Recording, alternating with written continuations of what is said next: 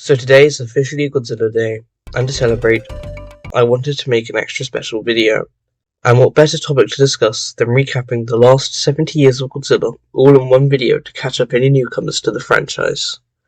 I'd also like to apologise in advance if the quality of my voice, script, or editing is worse than usual, as I came down with a serious cold at the start of the week and couldn't get any work done on this video for a few days. But with all of that out of the way, relax as I summarise the last 7 decades of Godzilla. Enjoy.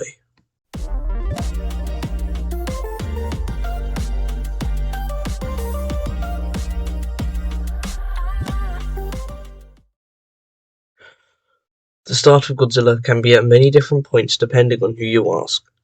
Some will point to the release of the film in 1954 as when he got going, others will point to the detonation of the hydrogen bomb, some might even say he began on that fateful day when Project Manhattan was detonated. But I believe it all started in the early 50s, when after the hydrogen bomb was tested in Bikini Atoll, some ash landed on some nearby Japanese fishermen who hadn't been informed about the explosion occurring. They washed said ash off in the summarily ash-covered seawater, before making their way home and selling their fish. 5 days later, all of the men were dead. Tests revealed that it was due to radiation poisoning, likely caused from the ash. However, that was only the beginning, as the Japanese government quickly discovered that the fish that they had sold were also poisonous and could be fatal for anyone who consumed them. The government sent out warnings to all fish traders, sending the nation into mass hysteria. All in all, over 1 million tons of fish had to be recalled and disposed of, and it was at this point that Ishiro Honda had an idea for a film.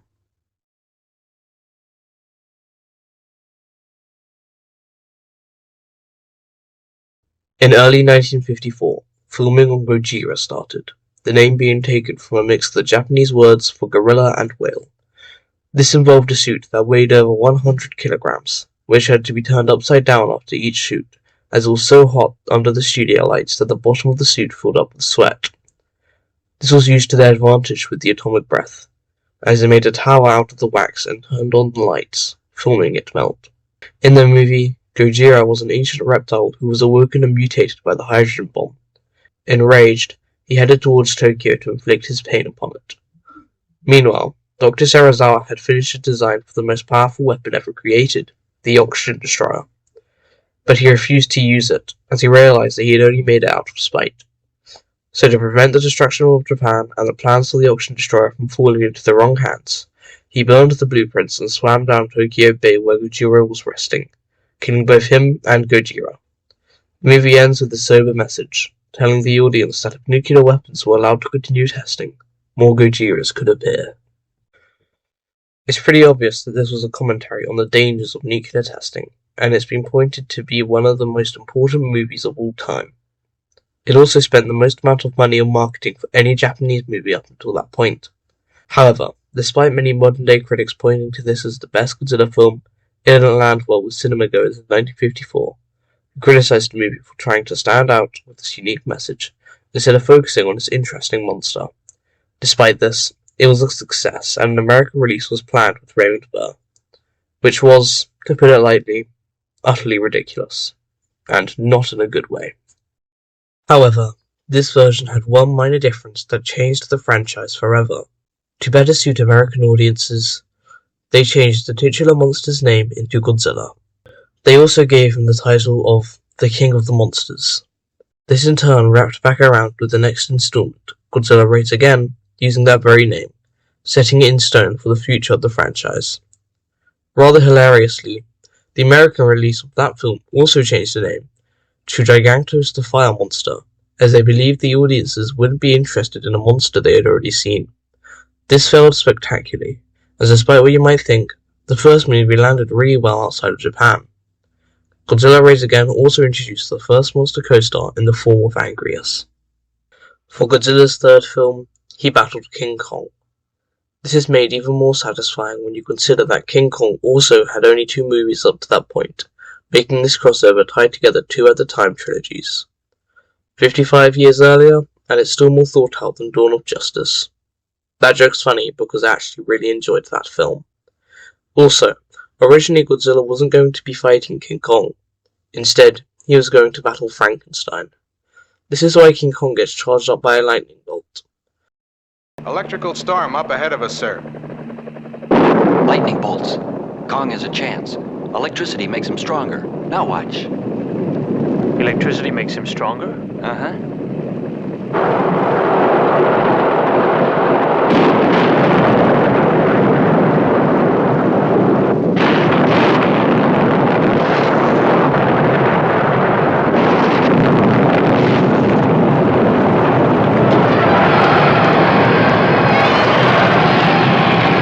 Also, one thing that really irks me is the ending. Instead of having one monster definitively win, which I would have accepted either way, they made them both fall off a cliff and into the sea. King Kong is pronounced the winner as he's the only one to resurface. Because Godzilla is not well known for having the advantage in water. It's just so annoying that Godzilla quote-unquote retreats when he's literally a sea monster who thrives underwater. For Godzilla's 10-year anniversary, he fought another Toho monster, Mothra. A year later, King Ghidorah made his debut in 1955, and Godzilla and one of Mothra's larvae teamed up to defeat him. He then faced Ebirah in 1966 and found and raised a son in what is obviously a Son of Kong ripoff. The next film in 1968 saw the most monsters in any Godzilla film up to that point destroy all monsters, before giving us, in my opinion, the worst Godzilla film ever. I won't go into the nitty-gritty details, but it's mainly reused footage and Minilla, the son of Godzilla, learns how to talk. After 3 more movies, the Showa period comes to an end on the G-Man's 20th anniversary with Godzilla vs. Mechagodzilla, which was followed up the next year with Terror of Mechagodzilla.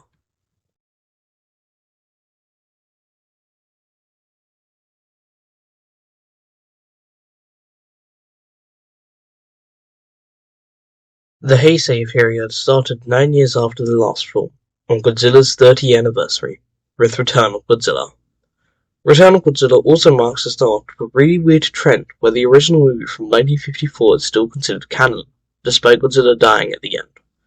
My best guess as to why this happened so many times is that they didn't want to have to start from scratch and rewrite the origin.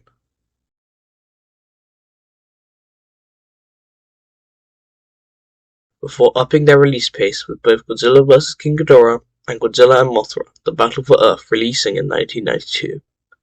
The next year, Godzilla vs. Mechagodzilla 2 released, with the following installment reintroducing Son of Godzilla in Godzilla vs. Space Godzilla, which came out on Godzilla's 40th anniversary.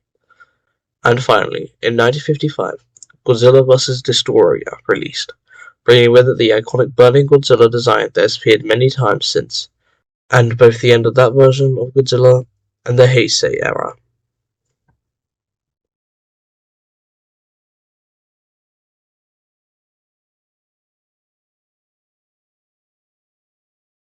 Now the Millennium. era is a bit of a mixed bag, literally. Unlike the previous eras, none of the movies are connected, not including sequels. To start off this new era, we have TriStar's adaptation of Godzilla, which released in 1998. It was the first Godzilla movie completely made in America, and received a lot of backlash for the director's creative decisions. Despite this, it was still a box office success, and so Toho decided to come back and release the next Godzilla film, Godzilla 2000, which came out in 1999.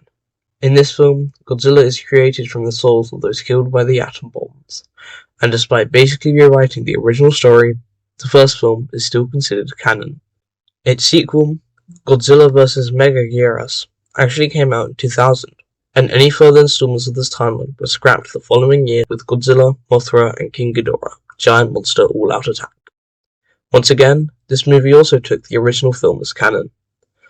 Now don't quote me on this as I'm not sure about the details, but when Godzilla against Mechagodzilla released in 2002, it also began anew while taking the original movie as, you guessed it, canon.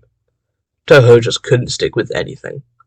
Once again, a new movie released the following year, in the form of Godzilla, Tokyo SOS, but this time it followed on from Godzilla against Mechagodzilla. In 2004, Godzilla's 50th anniversary, Godzilla The Final Wars released. Now, a popular fan theory states that this film is the true ending to the Heisei period. But how could this be possible? Didn't Godzilla, die? Well, after Godzilla meltdowns, Godzilla Jr. absorbed his radiation and grew up. So that could be why Godzilla looks different but still exists alongside so many monsters. The part that confirms this for me is Rodan. In Godzilla vs. Mechagodzilla 2, which is definitively Heisei canon, he became red and fiery near the climax of the film. And wouldn't you know it, but Final Wars Rodan is also red and fiery. Also, Zilla from the 1998 American adaptation appears in it. He fights Godzilla and lasts approximately 3 seconds.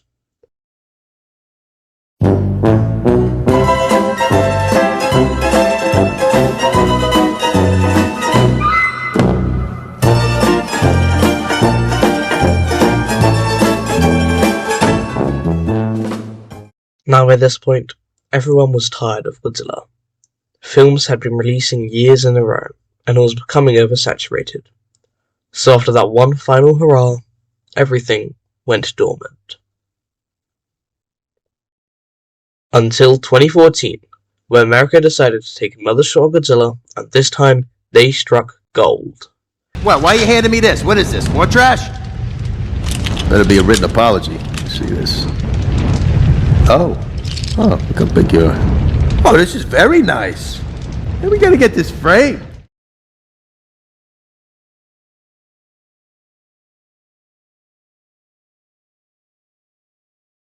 There's no denying that this film saved the franchise.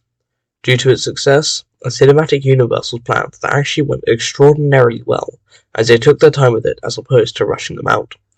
It also inspired Toho to get back into the ring and release Shin Godzilla, which was the first remake they ever did, as it doesn't take the original 1954 movie as canon. Netflix also released Godzilla Singular Point, which is an anime series based entirely around Godzilla and cameos from various other monsters after that. In 2017, Kong Skull Island released, and to this day it's still the highest earning film in the newly established Monsterverse. Toho collaborated with Netflix to make an anime trilogy that sucked, but at least they were trying new things. The sequel to Godzilla 2014 released in 2019, introducing many new monsters, called Titans in the universe, and even brought back some fan favourites as well. It seemed to keep in theme with the previous eras, gradually going goofy over time. In 2021, Godzilla vs. Kong released, and somehow managed to earn nearly $500 million, despite releasing same day on streaming during the middle of the COVID-19 pandemic. This huge success encouraged Toho to try another take, and in 2023, Godzilla -1 released, to box office success and critical fame. They re-released it in black and white in 2024 to celebrate Godzilla's 70th anniversary. In between those films, Monarch, Legacy of Monsters started streaming on Apple TV+, with a tone much more akin to 2014 Godzilla. And that April, Godzilla x Kong hit the silver screen, with a much less serious tone, but still a good time.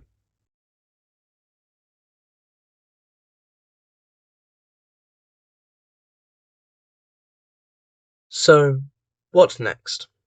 Well, Godzilla -1 has re-released yet again in cinemas for Godzilla Day, so you haven't got the chance to see it in the big screen, now's your last chance. In Monsterverse news, the next movie is scheduled for March 2027, with them finally planning to expand on Godzilla's backstory as opposed to just Kong's. Also, not 2 days from this video releasing, the director of -1 made an announcement that he'd be directing a new Godzilla movie, which is likely to be a sequel to -1. If you want to see me get into the specifics of the future of Godzilla, I'd recommend these 2 videos. Links will be in the description. But anyway, that's it for this video. Once again, I'd like to apologise if you found the quality of this video worse than usual. I had to stay in bed for the first few days, but thankfully, Godzilla Day is on a Sunday and it's a half term, meaning I was able to get this video out on time. I'd like to thank you all so much for supporting me and my latest content, and I'll see you all later.